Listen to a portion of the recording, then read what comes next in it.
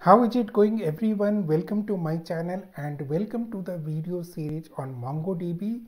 Today we are going to talk about how to create MongoDB indexes using PyMongo. PyMongo is a Python driver and preferred way of connecting to a MongoDB database from your Python code. Now I have already created an introductory video on PyMongo. If you are not aware of PyMongo, I will highly recommend you to see this video. A card is appearing over here somewhere. Okay, so let's go ahead and understand what are MongoDB indexes and how we can create MongoDB indexes using PyMongo. Now before we go ahead and start creating indexes, let me tell you that indexes are extremely important in MongoDB.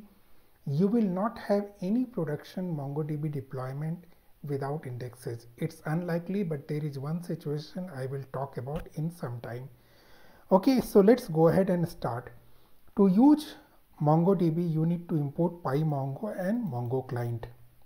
Okay, once you have imported Mongo client, you will use this Mongo client to connect to your MongoDB database. Right now, the MongoDB instance is running on my local system. That's why I am connecting to it via localhost. And I am not providing any username password because I haven't set up any. If you are connecting a production grade MongoDB server or some server, you need to provide those information.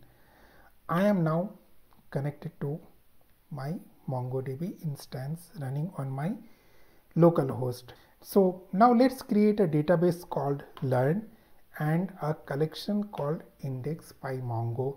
Let's go back to our MongoDB compass and see if this is indeed the case. You can see the learn database is here and the index PyMongo collection is created, which is having no documents at this moment of time. Now let's add some data into our collection because this is the data using which we are going to understand what is indexing. So we need to import random, and here is what I'm trying to do over here. I am trying to create 10,000 records with name and salary. So name will be name 0 to name 9999. For salary, what I am doing is that I am generating a random number, multiplying the same with 100,000, and it will create some amount which can be treated as salary. Okay, and I am inserting all the data one by one. So let's run this. It is still running. You can see the star. Let's go to this compass and see. Right now 6,000 documents are inserted. Let's refresh again. Yes, now we have 10,000 documents inserted in our MongoDB database. So now we will go ahead and create indexes, but let's understand the purpose of indexes. There is one and only one reason to create indexes in MongoDB. The reason is to execute faster search. If you are using MongoDB just for storage purpose and you are not bothered about searching the documents, you do not need to create indexes. But if you need to search, you need to create indexes because it makes a huge difference in the performance of your database. And without this, it's unlikely that you will deploy a production grade MongoDB with search performance which you are looking forward to. Now, it does increase search performance, but it also increase update or insert timings. We will see why this is the case, but it does so be aware of this. Do not create unnecessary indexes. This is not a catch-22 situation, but this is something you must be aware about. So before going ahead and creating indexes, let's try to find all the records. So you know I have used db my collection dot find, which means I want to find all records. It will return me a cursor, and if I print it, I will get all the records name 0 to name 9999, as you can see over here. Okay, now it's good to execute find, but will it be good to know about execution stats of the find, how much time it took, how many documents it examined? If yes, we can do the same thing using explain. Okay, so if I do that, you will get lots of information, but the important information is execution stats. So let's just print execution stats. Okay, now as you can see that we got 10,000 records, which is true, took 3 milliseconds, and stage was call scan. Okay, this means collection scan. Just remember this for a while before we go ahead. Now this was about execution stats for all the records or all the documents in the collection. What if we want to find only one record? Let's go ahead and see. Let's first find out a salary which we want to search for. Let's say 7436. So here is 7436, and here is how the execution stats looks like. Returned 1, 5 millisecond. Total docs examined 10,000. How many records or documents are there in this particular collection? 10,000. How many records are searched? 10,000. Which effectively means that for searching only one record, we searched every record that is available in the collection. This is not a good stats, isn't it? Now you might be thinking that, okay, this is the problem index might solve. Yes, but before that, let's search the ID field. Search via ID field. You know that every document you create in any MongoDB collection, if you do not provide an ID field, will be generated automatically. Okay, so let's again copy this 7436 and find it. Now we got this particular object ID. Let's use this object ID to search the same record or document. So to search from object ID, this is a necessary thing. From bson.object_id, we need to import object ID, and let's replace it with the object ID.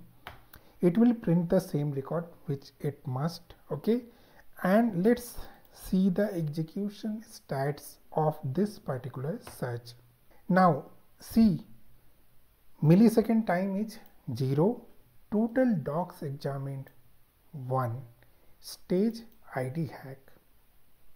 This means this search is being done using indexes, and to find this particular object ID, it had checked only one record. So within a same document, same record, if you are searching using salary, it search all the 10,000 records. If you are searching using object ID, it search only one record. The difference is, by default, an index is created for ID in every MongoDB collection. So there will be index on the ID field. We can print the indexes using one of these two ways. We will not go into more details about this, otherwise it is going to confuse. Let's understand that there is a ID field and an index is created as ID underscore ID underscore. Okay, index information will also give us the same information, the index. Okay, on this ID, 1 means ascending order. Okay, and this is database, this is collection. Let's now create an index on salary. So by default, if we create an index, we need to call this function called create index. On the field on which we want to create index, by default it will create index in ascending order. So to verify whether the index is created or not, we will go back and see index information. You can see salary underscore 1. Remember this salary underscore 1, it is not the name but the index name, which we need to use if we want to do anything with this particular index at some later point of time. We can also print using list indexes. We can see now index for salary is created as salary underscore 1. Let's do the same search again. So let's change the salary to the salary which we used in our search, 7436. Change it to 7436 and see the execution stats. Total docs examined 1. Okay, milliseconds 1, and stage is ixscan, which means index scan. Okay, so if you create index, the search time reduced drastically. Imagine a MongoDB database which is having hundreds of thousands of documents, and indexing will drastically reduce your search time. Okay, and that is the reason why we create indexes on specific fields. Remember to create indexes on the fields which you are gonna use as your search criteria. Okay, because once you create index, how it searches so fast, it arranges the things in a sorted order. We will see in a moment the data structure used for indexing, but if you arrange the things in a sorted order, it makes things very fast. Now before we go ahead and understand the data structure, let's talk about dropping the index. You can call drop index and the index name, not the field name. You will be able to drop the index, and then if you re-execute the command, the 7846, you will see that total docs examined will be again 10,000, and it will be collection scan, and in here it will be index scan. Okay, so now let's talk about the data structure behind this. The data structure behind MongoDB indexes are B-tree data structure. So how does B-tree looks like? To understand that, let's consider this unsorted elements. So first and foremost, we need to store this in a sorted order, and one of the most prominent used method is binary search tree. And if we store this in a sorted order in a binary search tree, this is how it is gonna look like. But MongoDB uses B-tree. I do not know the order of B-tree, but I am displaying the image with B-tree with order 3. The bigger the order, less number of nodes will be required to search. So in this case, this is how it will look like. There will be less number of nodes. One node can have more than one element, and it can have multiple child nodes, okay, based on the order.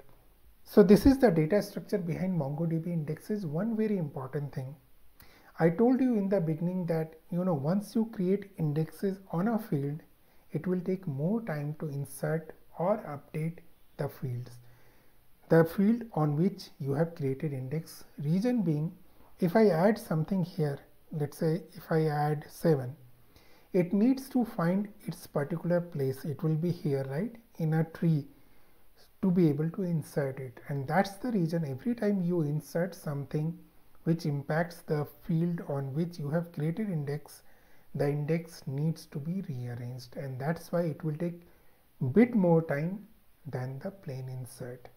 Okay, now last thing, when we create index, it doesn't impact the way data is stored in a database. See here, when we have created index, you got something called salary underscore 1. So what MongoDB does is that it takes the salary, arrange it in a sorted order, and each salary points to the document, the storage location of that particular document. It doesn't rearrange all the document. It just, you can consider this as a two field sorted salary and the pointer to the exact location where the data is stored. Once you find the salary, you go to the pointed location, fetch the rest of the record. That is why it is salary underscore 1, not salary. Okay, it doesn't impact the original salary. Every time you create an index, new index table is created on that data. Drop the index, it is being dropped without impacting the collection. So this is all what I wanted to talk about today. We will look into compound indexes in some later videos. Thanks a lot, people. Thanks for watching. Till the next time we meet. Good day, goodbye. You please take care.